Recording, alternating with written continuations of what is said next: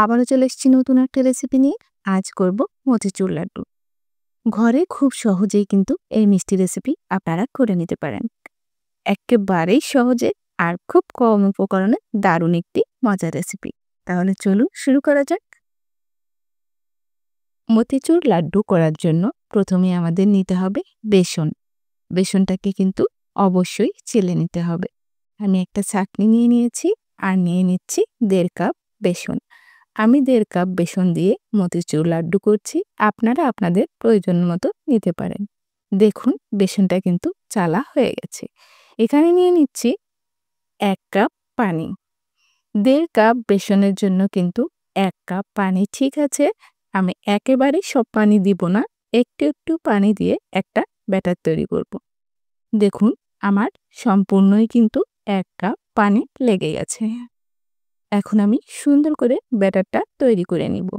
1.5 cup বেসনের জন্য 1 cup পানি ঠিক আছে। দেখুন আমাদের বেসনটা কিন্তু মেশানো হয়ে গেছে।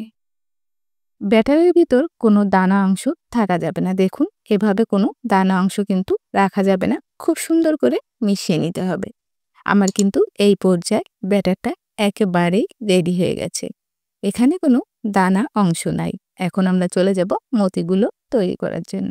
দুভাবে আমি মতিচুর লাড্ডু করে দেখাবো। একটায় ছাঁকনি দিয়ে করব আর আরেকভাবে করব বাটি দিয়ে।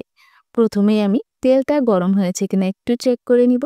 দেখুন তেলে আমি ব্যাটার দেওয়ার সঙ্গে সঙ্গেই কিন্তু ব্যাটারটা ভেসে উঠেছে, তার মানে তেলটা গরম হয়ে গেছে। আর ব্যাটারটা আমি কাপে ঢেলে নিয়েছি সুবিধার জন্য। প্রথমেই আমি এই ছিদ্রযুক্ত বাটি দিয়ে আপনাদের মতিগুলো করে দেখাচ্ছি। দেখুন আপনারা যে কোনো ছিদ্রযুক্ত বাটি দিয়ে কিন্তু মতি কিংবা বুন্দিয়াগুলো করে নিতে পারেন। আমরা যখন বুন্দিয়া বানাই এভাবেই কিন্তু বানিয়ে নিই। ঠিক একই নিয়মে যেভাবে আমরা বুন্দিয়া তৈরি করি ঠিক একই নিয়মেই কিন্তু আমাদের এই বুন্দিয়াগুলো বা মতিগুলো ভেজে নিতে হবে। 2 থেকে 3 মিনিটের ভিতর কিন্তু ভাজা হয়ে যাবে। দেখুন এগুলো কিন্তু এই পর্যায়ে ভাজা হয়ে গেছে। আমি উঠিয়ে নিচ্ছি। একে একে আমি সবগুলো মতি এভাবে উঠিয়ে নিব। তারপর আমি ছাঁকনি দিয়ে আপনাদের মতিগুলো তৈরি করে দেখাবো। এখন আমি ছাঁকনি নিয়ে নিয়েছি আর খুব সহজেই কিন্তু বুন্দিয়া বা মতি তৈরি করে নিচ্ছি। খুব সহজেই কিন্তু এই বুন্দিয়াগুলো তৈরি করে ফেলা যায়। দেখুন এগুলো কিন্তু আমার হয়ে গেছে। আমি নামিয়ে নিচ্ছি। সবগুলো মতি আমি নামিয়ে নিয়েছি। কতটা মুচমুচে হয়েছে আপনাদের দেখিয়ে দিচ্ছি। এখন আমাদের লাড্ডু তৈরি করার জন্য শিরা তৈরি করতে হবে। এর জন্য আমি কড়াইতে নিয়ে নিচ্ছি 1.5 কাপ চিনি। ঠিক যতটুকু বেসন নিয়েছি ততটুকুই কিন্তু চিনি নিচ্ছি। একই মাপে চিনি আর বেসন নিতে হবে।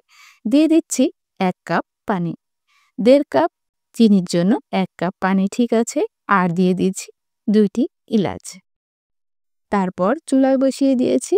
দিয়ে দিব এখানে কালারের জন্য একটু অরেঞ্জ ফুড কালার। আপনারা যদি কালার করতে না চান তাহলে কালার ছাড়াও কিন্তু লাড্ডুটা করে নেওয়া যাবে। আমি এখানে 2টা এলাচ ফাটিয়ে দিয়েছি। আপনারা গোলাপ জলও দিতে পারেন। দিয়ে দিচ্ছি একটু লেবুর রস। খুব বেশি জাল করার প্রয়োজন নেই। 1 তার কিংবা 2 তারের শিরা এখানে হওয়ার কোনো প্রয়োজন নেই। পানিতে বলক উঠলেই আমরা এখানে দিয়ে দিব মতিগুলো। তাতে করে মতিগুলো খুব সুন্দরভাবে জাল হবে এবং সফট হবে।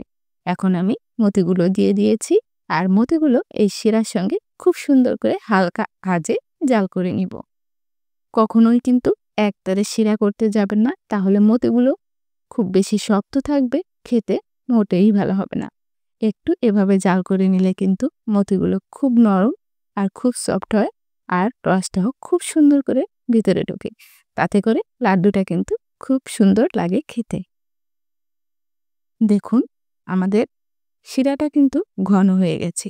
একেবারেই কিন্তু শুকিয়ে ফেলা যাবে না। একটু রসালো রেখেই আমাদের মতিগুলো নামিয়ে নিতে হবে। এখন আমি নামিয়ে নিব। নামানোর পর কিন্তু রসটা আরও চুষে নিয়েছে। এই পর্যায়ে বেশ গরম আছে। আমি ঠান্ডা হওয়ার জন্য একটু অপেক্ষা করব। ঠান্ডা করে নিয়েছি। তারপর আমি লাড্ডুগুলো করে নিচ্ছি।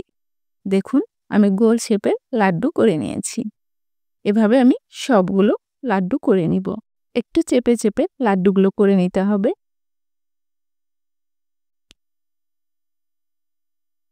দেখুন আমার লাড্ডুগুলো করা শেষ। দেখলেন তো কত সহজে একটা সুস্বাদু মিষ্টি রেসিপি ঘরেই তৈরি করে ফেলা যায়। যে কোনো পূজা কিংবা যে কোনো অনুষ্ঠানে কিন্তু এই লাড্ডুগুলো আমরা বানিয়ে ফেলতে পারি। চেষ্টা করেছি খুব সহজভাবে পারফেক্ট মতিচুর লাড্ডু আপনাদের সঙ্গে শেয়ার করার জন্য। আশা করি আপনাদের ভালো লেগেছে। আজ তাহলে এখানেই বিদায় নিচ্ছি। সবাই ভালো থাকবেন। ধন্যবাদ।